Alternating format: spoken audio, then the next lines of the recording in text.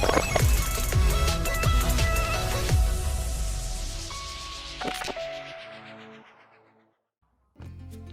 everyone, welcome to this video. Today I'm going to show you what to do when you have an external storage device on your MacBook, and then you can send stuff from the external storage device to your MacBook, but you can't send stuff from your MacBook to your external storage device. As you can see, this Mac OS Monterey dark wallpaper picture sent to my desktop, but now I'm going to try to take it back to it.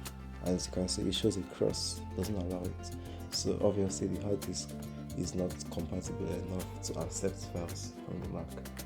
Yeah, so we're gonna fix this today. Don't forget to subscribe to my channel and follow me. So the first thing you're gonna do is check for disk utility. Okay, there we are, disk utility. You select the external storage device, Seagate expansion drive, in this case is 1 terabyte. Then you have to erase it.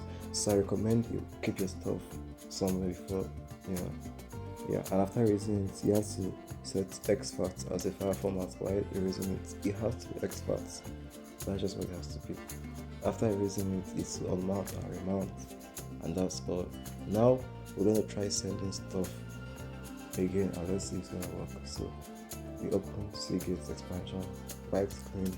Now from desktop to Seagate, and we drop it. As you can see, it's receiving, so it means it worked.